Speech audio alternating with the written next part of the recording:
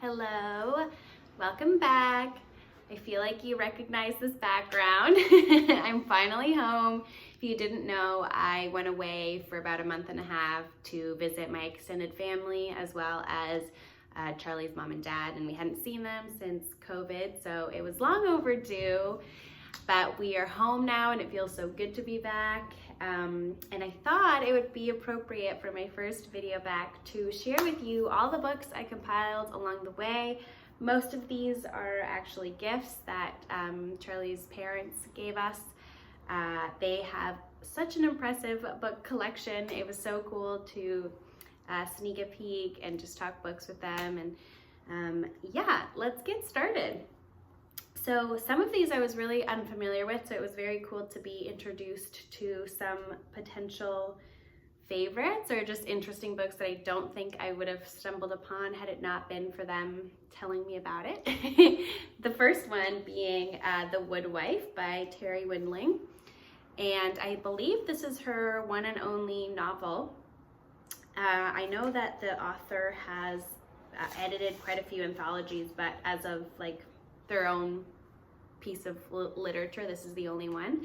And I believe that this book has some like magical realism elements, and the story is set in Tucson, Arizona, which is where Charlie, my significant other, where he was born and lived for the first little bit of his life. So I'm particularly interested in that area and the desert. I think it's so beautiful and magical. Anyway, so yeah, I'm gonna read you the blurb because I don't know very much, but Charlie's dad spoke really highly of this book and he's like, you have to read it. So here we are. So The Woodwife is the story of Maggie Black, who walked out of her life as the wife of a trendy West Coast musician to pursue her dreams.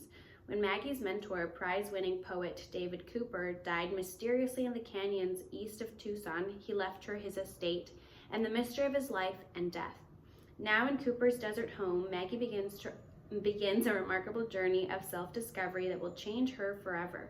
She is astonished by the power of that harsh but beautiful land and intrigued by the uncommon people who call it home, especially by Fox, a man unlike any she has ever known who understands the desert's special power. As she reads the letters and papers left behind by Cooper and his lover, Anna Navarra, a gifted painter driven mad by the visions she saw, Maggie will come face to face with the wild, ancient spirits of that place and undertake a quest to discover their dark, long-hidden secrets. Ooh! Doesn't that sound really good? I am so stoked to read this. It sounds like something I wouldn't typically read just because I don't really read magical realism or like folklore-y type stories, but I am very intrigued. I thought that sounded really good, and like I said, Charlie's dad loved it, so yeah, that was my first book that I wanted to share. The next one was a gift from Charlie's mom, and it's Their Eyes Were Watching God by Zora Neale Hurston. I know this is a classic, and she was surprised I hadn't read it. And I am really excited to read it. I'll read you the back of this one as well. One of the most important works of 20th century American literature. Her beloved classic, Their Eyes Were Watching God, is an enduring Southern love story sparking wit, beauty, and heartfelt wisdom, told in the captivating voice of a woman who refuses to live in the sorrow, bitterness, fear, or foolish romantic dreams. It is a story of a fair-skinned, fiercely independent Janie Crawford and her evolving selfhood through 3 marriages and a life marked by poverty, trials, and purpose. A true literary wonder, Hurston's masterwork remains as relevant and affecting today as when it was first published, perhaps the most widely read and highly regarded novel in the entire canon of African American literature. So I'm in for a good time. It was so great hearing her speak about this book and her girlfriends, just funny stories, as well as them just citing and quoting this book to this day. And I'm really looking forward to reading this. So yeah. Now the next one we actually purchased at the bookstore that Charlie would go to when he was really little. It was the cutest little like indie used bookstore. And I picked up Hilary Mantel, Bring Up the Bodies. This is the sequel for the Wolf Hall, which is the first book in the Wolf Hall trilogy. We are thrust into the world of Tudor England, and we follow Thomas Cromwell, his rise to power, being the right-hand man of Henry VIII. And in this story, I believe, if I'm not mistaken, Henry VIII becomes disenchanted by Anne Boleyn and wants to get rid of her. We all know what happens, and I believe this story, or this book, will tell us that story. So yes, I'm really excited to read this. I really enjoyed Wolf Hall. It was a hunky boy, but I read that book kind of fast. Like, I was just so enthralled in the story. Hilary Mantel's writing was just gorgeous, really paints a very vivid picture of what was going on. So as soon as I saw this, I was like, oh, I should probably finish that series. I'm so bad with following through with series, which is not a good thing, but yes, I'm really looking forward to reading this. And I was actually surprised that this one's not as thick as the first, so that's always good. Okay, the next one is actually a library pick that my sweet mom actually went to the library and picked up the books that I had on hold. And it's one that I've mentioned before because I ordered it at work, but then it was out of print or out of stock, and it was just taking too long, so I canceled the order. But while I was browsing my library catalog, I saw this and I was like, oh, I'm just gonna order from the library. And it's Tomorrow Sex Will Be Good Again by Catherine Engel. And this is nonfiction, and she writes about consent and sex, obviously. And yeah, I'll read you the little blurb. Women are in a bind. In the name of consent and empowerment, they must proclaim their desires clearly and confidently. Yet sex researchers suggest that women's desire is often slow to emerge, and men are keen to insist that they know what women and their bodies want. Meanwhile, sexual violence abounds. How can women in this environment possibly know what they want, and why did we expect them to?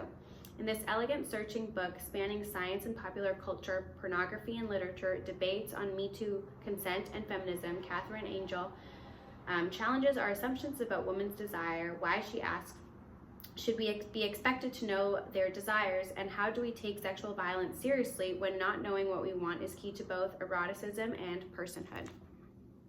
Pretty good, hey? I'm pretty sure she's a sociologist, if I'm not mistaken. But this sounded really intriguing when I first wanted to buy it, and kind of forgot about it when I canceled the order. And so I'm really looking. Oh, and it's blurred by Deborah Levy. She says, one of our most daring, exciting, and nuanced writers on the complexities of female desire, pleasure, autonomy, and imagination. You heard it here, folks. Queen Levy liked this one, so I think we will too. So I'm really excited about this guy. The next one is another recommendation / gift from Charlie's dad, which is gonna be my first Stephen King book. This is the one that he said was the one that disturbed him and spooked him the most, and that is The Dark Half. So I think we're in for a spooky time. So I'll read you the back of this one too.